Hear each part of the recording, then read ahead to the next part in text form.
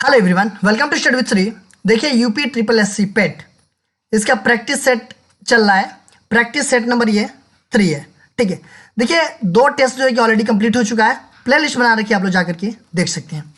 देखिए बिल्कुल नए सिलेबस पे आधारित है और ऐसा नहीं कि ओनली ये पेट के लिए, ये आप किसी भी एग्जाम की प्रिपरेशन कर रहे हैं तो सभी प्रतियोगिता परीक्षाओं के लिए ये काफ़ी महत्वपूर्ण है।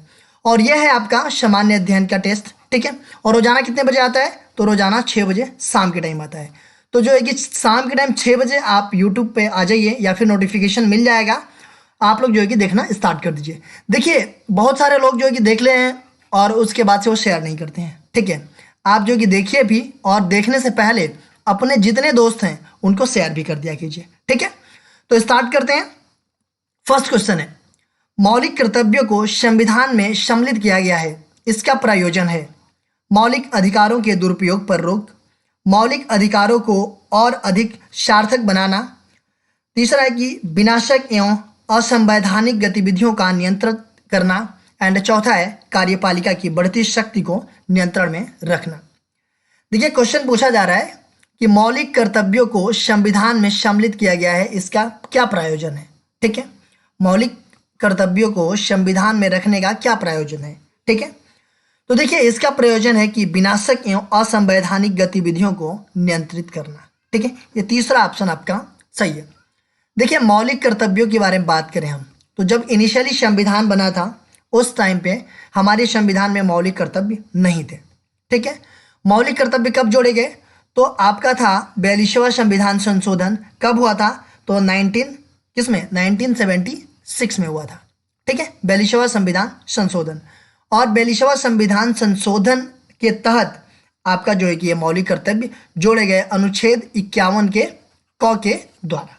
ठीक है, अनुच्छेद 51 के क में ये जो है कि मौलिक कर्तव्य जोड़ा गया। देखिए उस टाइम पे 42वां संविधान संशोधन जब हुआ था उस टाइम पे हमारे मौलिक कर्तव्य कितने थे? 10 हैं, बट आज के डेट में हमारे मौलिक कर्तव्य हैं 11।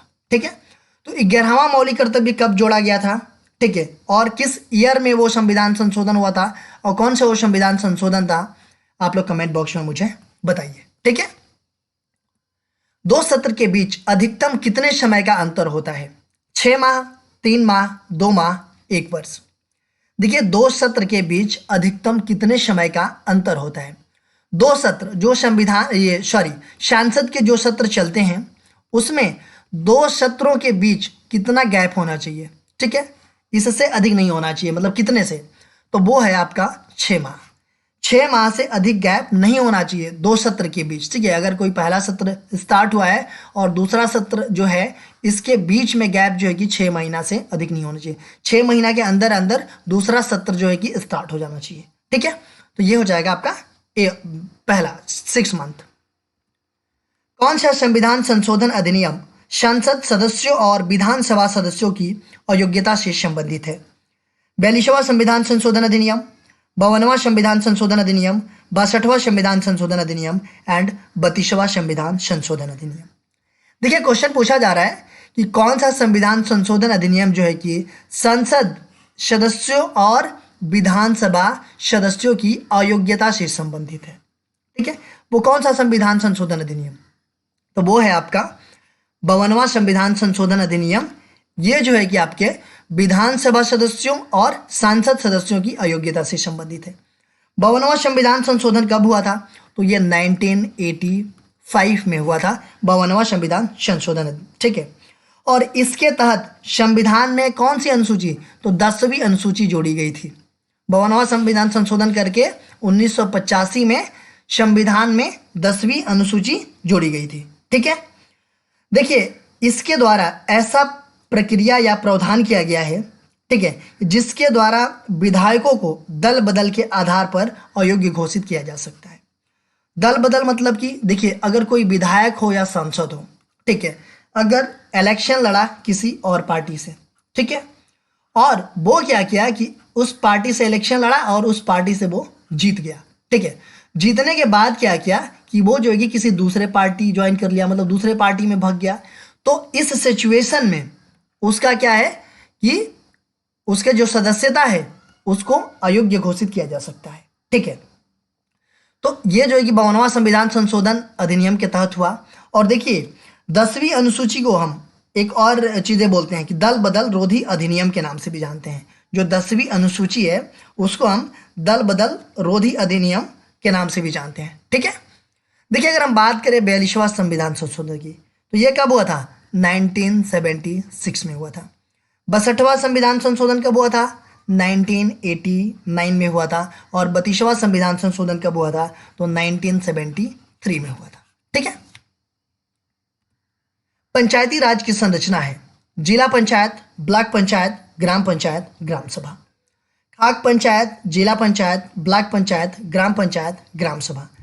खाक पंचायत, जिला पंचायत, ब्लॉक पंचायत, ग्राम पंचायत। एंड चौथा है कि नगर पंचायत में जिला पंचायत, ब्लॉक पंचायत, ग्राम पंचायत एंड ग्राम सभा। देखिए जो पंचायती राज है इसकी संरचना क्या है? देखिए ये जो है कि आपका इसकी संरचना है जिला पंचायत, ब्लॉक पंचायत, ग्राम पंचायत और ग्राम सभा। देखिए 1956 की बात है। 1956 में बलवंत राय मेहता समिति का गठन किया गया था पंचायती राज व्यवस्था को मजबूती प्रदान करने के लिए। 1956 में एक समिति का गठन किया गया था। कौन सी समिति थी वो? तो बलवंत राय मेहता समिति थी। और इसका क्या उद्देश्य था कि पंचायती राज व्यवस्था को मजबूती प्रदान करने के लिए इस समिति का गठन किया गया था। देखिए लेकिन यह समिति ने अपनी रिपोर्ट प्रस्तुत की और उसमें त्रिस्तरीय राज्य व्यवस्था को सुझाव दिया। त्रिस्तरीय राज्य व्यवस्था का सुझाव दिया। कौन कौन सा? देखिए ग्राम स्तर पर क्या होना चाहिए? ग्राम पंचायत होना चाहिए। ठीक है, उसके बाद से ये जो है कि प्रखंड स्तर पर पंचायत समिति होना चाहिए और जिला स्तर पर जिला परिषद होना चाहिए। ये जो है कि त्रिस्तरीय राज्य व्यवस्था का सुझाव दिया कि ग्राम स्तर पर ग्राम पंचायत, प्रखंड स्तर पर पंचायत समिति और जिला स्तर पर जिला परिषद होनी चाहिए। ठीक है, तो देखिए जिला पंचायत हो गया, ब्लॉक पंचायत हो गया और ग्राम पंचायत हो गया। देखिए अगर हम बात करें ग्राम सभा, तो ग्राम सभा जो है कि ये पंचायती राज प्रणाली का स्तर नहीं है। यह केवल जो है कि सलाहकारी निकाय का कार्य करती है ये। ठीक है, तो यह है आपका पहला। मधुमेह के रोगियों द्वारा प्रयोग में लाए जाने वाले स्वीटेक्स में कितनी ऊर्जा होती है? 5 कैलोरी, 10 कैलोरी, 100 कैलोरी, 0 कैलोरी। देखिए मधुमेह की रोगियों द्वारा प्रयोग में लाए जाने वाले स्वीटेक्स में कितनी ऊर्जा होती है? तो इसमें होती है 5 कैलोरी। ए ऑप्शन आपका सही है। देखिए मधुमेह, डायबिटीज, ये किससे संबंधित है? तो ये अग्नाशय से संबंधित है। अग्नाशय से संबंधित ये रोग है। ये क्वेश्चन से आता है। ठीक है, कि मधुमेह जो है कि किससे संबंधित रोग है? तो ये अग्नाशय से संबंधित रोग है। और जो कि ये कब होता है? ये जो है कि इंसुलिन का पर्याप्त स्राव नहीं होने के कारण होता है। ठीक है, तो ये हो जाएगा आपका पहला ऑप्शन। नाभिकीय विकिरण का अत्यधिक दुष्प्रभाव सबसे पहले मानव शरीर के किस अंग पर होता है? आंखें, फेफड़े, त्वचा, अस्थि मज्जा। नाभिकीय विकिरण का अत्यधिक दुष्प्रभाव जो कि सबसे पहले पूछा जा रहा है मानव शरीर के किस अंग पे होता है? तो वो होता है आपके आंख पे। देखिए हालांकि त्वचा पे भी इसका प्रभाव पड़ता है। ठीक है, इससे त्वचा कैंसर भी होता है, लेकिन पूछा जा रहा है कि सबसे पहले मानव शरीर के किस अंग पर, मतलब दुष्प्रभाव किस अंग पर होता है? तो वो होता है आंख पर। असंजित श्लेष्माभ एडहेरेंट म्यूकाएंड क्षारीय पदार्थों द्वारा अमाशय के भीतर आवरण को ढक लेने से मंड स्टार्च का पाचन होता है, जीवाणुओं का नाश होता है, श्लेष्मिका पर पेप्सिन का प्रभाव रुक जाता है एंड विषाणु संक्रमण पर रोक लगती है। देखिए आसंजित श्लेष्माभ एडहेरेंट म्यूकाएंड क्षारीय पदार्थों द्वारा अमाशय के भीतर आवरण को ढक लेने से क्या होता है? तो श्लेष्मिका पर पेप्सिन का प्रभाव रुक जाता है। ये थर्ड ऑप्शन सही है। दांतों को वर्धित छवि को देखने के लिए दंत चिकित्सकों द्वारा उपयोग किया जाता है। अवतल दर्पण, उत्तल दर्पण, बाइफोकल दर्पण, समतल दर्पण। देखिए जो दांतों के डॉक्टर होते हैं ना, वो जो है कि किस दर्पण का उपयोग करते हैं? ठीक है, वो उपयोग करते हैं आपका अवतल दर्पण का। ए ऑप्शन आपका सही है। देखिए अवतल दर्पण ये जो है कि क्या होता है कि बीच में पतला होता है और किनारे पे मोटा होता है, और एक तरफ से क्या होता है? ये लेप लगा रहता है एक तरफ से। ठीक है, अवतल दर्पण कहते हैं। उत्तल दर्पण बीच में मोटा होता है और किनारे पे पतला होता है। ठीक है, तो जो दांत के डॉक्टर होते हैं वो किस दर्पण का यूज करते हैं, तो वो अवतल दर्पण का यूज करते हैं। क्यों? क्योंकि दांत को जो है कि अवतल दर्पण को करीब से देखा जाए तो वह जो है कि बड़ा दिखाई देता है, जिसकी सहायता से क्या होता है कि दंत चिकित्सकों को दांत की वास्तविक स्थिति को देखने में मदद मिलती है। तो वो हो जाएगा ए ऑप्शन। परमाणु के न्यूक्लियस में पाए जाने वाले मूल कण हैं electron, proton, proton neutron, neutron electron, neutron positron. परमाणु के न्यूक्लियस में पाए जाने वाले मूल कण कौन से हैं, तो वो हैं प्रोटॉन एंड न्यूट्रॉन। देखिए प्रोटॉन और न्यूट्रॉन जो है कि परमाणु के नाभिक में पाए जाते हैं और इलेक्ट्रॉन उसके बाहरी कक्षा में चक्कर लगाते रहते हैं। ठीक है, देखिए इलेक्ट्रॉन की खोज किसने किया था, तो जे थॉमसन ने। ये जो है कि प्रोटॉन की खोज किसने किया था, रदरफोर्ड ने। और न्यूट्रॉन की खोज किसने किया था, तो वो चैडविक ने किया था। ठीक है, भिलाई, दुर्गापुर तथा राउरकेला के हरित इस्पात संयंत्रों की स्थापना किस पंचवर्षीय योजना के दौरान की गई, दूसरी, चौथी, पांचवी, छठी। देखिए भिलाई, दुर्गापुर, राउरकेला के हरित इस्पात संयंत्रों की स्थापना किस पंचवर्षीय योजना के दौरान की गई, तो वह कौन सी पंचवर्षीय योजना थी, तो वो पंचवर्षीय योजना थी दूसरी पंचवर्षीय योजना के दौरान जो है कि भिलाई, दुर्गापुर तथा राउरकेला इस्पात संयंत्रों की स्थापना की गई थी। और दूसरी पंचवर्षीय योजना कब से कब तक थी, तो इसका ड्यूरेशन था 1956 से 61 तक। ठीक है, देखिए भिलाई ये कहाँ पे है, भिलाई पड़ता है आपका छत्तीसगढ़ में। ठीक है, दुर्गापुर कहाँ पड़ता है, वेस्ट बंगाल में पड़ता है। और राउरकेला कहाँ पड़ता है, तो ये उड़ीसा में पड़ता है। ठीक है, देखिए भिलाई जो इस्पात संयंत्र है, ये क्वेश्चन भी आता है कि ये जो है कि किसके सहयोग से इसका निर्माण हुआ।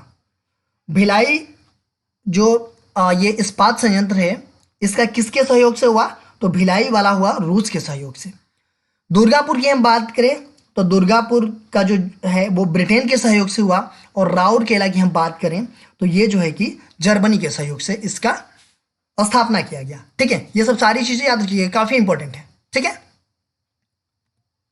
केंद्रीय मंत्रिपरिषद निम्नलिखित में से किसके प्रति सामूहिक रूप से उत्तरदायी होते हैं, राष्ट्रपति, लोकसभा, प्रधानमंत्री, लोकसभा के अध्यक्ष। केंद्रीय मंत्रिपरिषद निम्नलिखित में से किसके प्रति सामूहिक रूप से उत्तरदायी होता है, तो वो किसके प्रति होता है, तो वो होता है आपका लोकसभा के प्रति। ठीक है, बी ऑप्शन आपका सही है, मतलब दूसरा ऑप्शन आपका सही है। देखिए भारतीय संविधान का जो अनुच्छेद 75 है, इसके तहत मंत्रिपरिषद सामूहिक रूप से सामान्यतः किसके, मतलब कि सांसद और विशेष रूप से लोकसभा के प्रति उत्तरदायी होती है। ठीक है, तो ये हो जाएगा आपका दूसरा ऑप्शन। आमेर का किला किसने बनवाया था, अकबर, राजा मान सिंह, उदय सिंह टू, महाराणा प्रताप। देखिए आमेर का किला किसने बनवाया, तो आमेर का किला जो है कि राजा मान सिंह ने बनवाया। दूसरा ऑप्शन सही है आपका। देखिए आमेर के किले का निर्माण जो है कि अंबेर के कछवाहा शासक जो थे ये राजा मान सिंह, इनके शासनकाल के दौरान किया गया। और ये जो है कि पहले से जो संरचना बनी हुई थी उसी के अवशेषों पर ये इसका निर्माण किया गया था, आमेर का किला का निर्माण। ठीक है, अच्छा आमेर का किला है कहाँ पे ये, तो ये है आपका राजस्थान में। ठीक है, आमेर का किला कहाँ पे है, तो ये है आपका राजस्थान में। बायरन द्वीप निम्नलिखित में से किस देश में स्थित है, Italy, Australia, Bharat, Pakistan. Byron द्वीप निम्नलिखित में से किस देश में स्थित है, बायरन द्वीप ये है आपका कहाँ पे, भारत में। बायरन द्वीप जो है कि भारत का एक केंद्र शासित प्रदेश है, कौन सा, अंडमान निकोबार द्वीप। और इसकी राजधानी कहाँ पे है, तो इसकी राजधानी पोर्ट ब्लेयर में है। इसके उत्तर पूर्व में स्थित है ये बायरन द्वीप। देखिए एक चीज और आता है कि बायरन द्वीप पर ही भारत का एकमात्र सक्रिय ज्वालामुखी सिचुएटेड है। कहाँ पे, तो बायरन द्वीप पे ही भारत का एकमात्र सक्रिय ज्वालामुखी सिचुएटेड है बायरन द्वीप पे। ठीक है, ये अंडमान निकोबार में है, पोर्ट ब्लेयर के कहाँ पे, उत्तर पूर्व में। निम्नलिखित में से कौन वायु प्रदूषण के लिए अग्रणी नाइट्रोजन डाइऑक्साइड का प्राथमिक तौर पर उत्पादन करता है, CFL लैंप, ऑटोमोबाइल बैटरी, बहुलक डीजल इंजन। देखिए क्वेश्चन पूछा जा रहा है कि निम्नलिखित में से कौन वायु प्रदूषण के लिए अग्रणी नाइट्रोजन डाइऑक्साइड का प्राथमिक तौर पर उत्पादन करता है? तो वो करता है आपका डीजल इंजन। देखिए डीजल इंजन जो है ये 4 प्रकार के प्रदूषकों का उत्सर्जन करता है। देखिए पहला क्या है? कार्बन मोनोऑक्साइड, ठीक है। दूसरा है आपका हाइड्रोकार्बन HC। तीसरा है आपका पार्टिकुलेट मैटर PM। एंड चौथा है आपका nitrogen dioxide, sorry nitrogen oxide, ठीक है। ये है, तो ये ढे हो जाएगा आपका चौथा option diesel engine. Kyoto protocol का मुख्य उद्देश्य क्या था? भूजल प्रदूषण, जैव विविधता का संरक्षण, ग्लोबल वार्मिंग, जलवायु परिवर्तन। क्योटो प्रोटोकॉल बहुत ही इंपॉर्टेंट है। ये क्योटो प्रोटोकॉल का मुख्य उद्देश्य पूछा जा रहा है कि इसका मुख्य उद्देश्य क्या था। देखिए क्योटो प्रोटोकॉल ये जो है ना आपका एक अंतर्राष्ट्रीय संधि है, ठीक है। और इसका उद्देश्य है कि ऐसी हर मानवीय गतिविधियों पर रोक लगाना है जिससे पर्यावरण के लिए खतरा पैदा होता है, ठीक है। पर्यावरण के लिए खतरा पैदा क्यों हो रहा है? कार्बन इमिशन से, ठीक है, ग्लोबल वार्मिंग से, ठीक है। तो ये चीज़ें क्योंकि इन्वायरमेंट जितना गर्म होगा तो उससे खतरा पैदा होगा। तो क्योटो प्रोटोकॉल का मुख्य उद्देश्य जो है कि आपका यही है, ठीक है।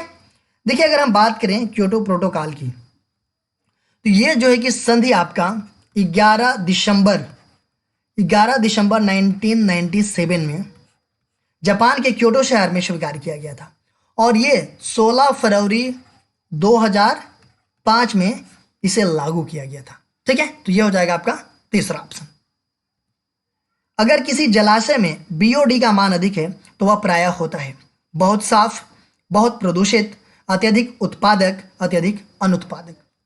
देखिए किसी भी जलाशय में अगर BOD का मान अधिक है तो वह प्रायः होता है क्या? तो वो जो है कि अत्यधिक क्या होता है? वो बहुत प्रदूषित होता है। बी ऑप्शन आपका सही है। देखिए हम BOD की बात करें, BOD का फुल फॉर्म भी कभी कभी आता है। तो BOD का फुल फॉर्म होता है बायोकेमिकल ऑक्सीजन डिमांड, या बोल सकते हैं बायोलॉजिकल ऑक्सीजन डिमांड। ये दोनों होता है BOD का फुल फॉर्म, ठीक है। देखिए यदि जल में कार्बनिक पदार्थ अधिक होगा, ठीक है, यदि जल में, देखिए पहले ये बता दूं ये BAD जो होता है ना BOD, ये जो है कि विघटित ऑक्सीजन की मात्रा का मापक होता है, ठीक है। देखिए अगर किसी भी जल में कार्बनिक पदार्थ अधिक होगा तो वो जो है कि जो जितने भी सूक्ष्म जीव हैं वो अत्यधिक वृद्धि कर अधिक ऑक्सीजन मतलब O2 की मांग करेंगे, ठीक है।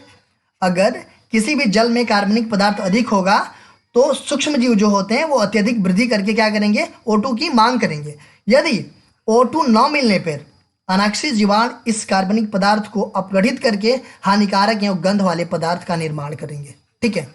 अगर उनको भरपूर मात्रा में O2 नहीं मिलेगा तो वो जीवाणु क्या करेंगे कि इस कार्बनिक पदार्थ को अपघटित करके हानिकारक एवं गंध वाले पदार्थ का निर्माण करेंगे जो कि मानव के लिए हानिकारक होगा, ठीक है।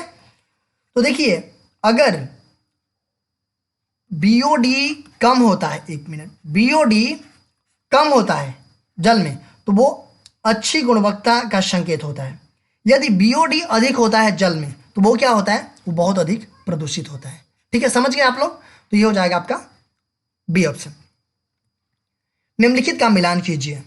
कुछ खिलाड़ी का नाम दिया गया है और उनके संबंधित खेल दिया गया है। देखिए चेतन आनंद ये जो है कि किससे रिलेटेड हैं? ये किस खेल से संबंधित हैं? तो ये हैं बैडमिंटन से। विराट कोहली सबको पता है ये हैं क्रिकेट से, और सानिया मिर्जा किससे है? तो ये टेनिस से हैं। तो ये हो जाएगा AB, मतलब 1 का B, 2 का C एंड 3 का A। पहला ऑप्शन आपका सही हो जाएगा। मोहिनी अट्टम नृत्य इनमें से किस राज्य से संबंधित है? केरल, कर्नाटक, तमिलनाडु, आंध्र प्रदेश। मोहिनी अट्टम ये जो है शास्त्रीय नृत्य है और ये किस राज्य से संबंधित है? मोहिनी अट्टम तो ये संबंधित है आपका केरल से। केरल की ये लोक नृत्य है और ये जो है कि महिलाओं के द्वारा किया जाता है। देखिए कर्नाटक का लोक नृत्य क्या है? यक्षगान है। तमिलनाडु का लोक नृत्य क्या है? तो भारतनाट्यम है। और आंध्र प्रदेश का लोक नृत्य जो है कि कुचिपुड़ी है, ठीक है। निम्नलिखित में से कौन गांधी इन चंपारण पुस्तक के लेखक हैं? M Veerappa Moily, Dinanath Gopal Tendulkar, doctor Ashwani Kumar, MP Virendra Kumar. देखिए, गांधी इन चंपारण ये पुस्तक के लेखक कौन है? तो इस पुस्तक के लेखक हैं दीनानाथ गोपाल तेंदुलकर। ठीक है, देखिए इनके द्वारा ये लिखी गई है और जो हमारे उपराष्ट्रपति जी हैं वेंकैया नायडू, इन्होंने अप्रैल 2017 में चंपारण यात्रा के 100वां वर्ष पूरा होने पर इन्होंने इसका मतलब इस अवसर पर इस पुस्तक का क्या किया था? अनावरण किया था। ठीक है, तो इसके लेखक है दीनानाथ गोपाल तेंदुलकर। कौन सा प्राचीन भारतीय ग्रंथ दार्शनिक ग्रंथ माना जाता है? रामायण, महाभारत, उपनिषद, पुराण। इसमें से कौन सा प्राचीन भारतीय ग्रंथ जो है कि दार्शनिक ग्रंथ माना जाता है? ठीक है, कौन सा माना जाता है? तो इसमें जो है कि उपनिषद को दार्शनिक ग्रंथ माना जाता है। ठीक है, क्यों? क्योंकि इसमें जो है कि दार्शनिक भावों का वर्णन किया गया है उपनिषद में, इसलिए जो है कि यह दार्शनिक ग्रंथ माना जाता है।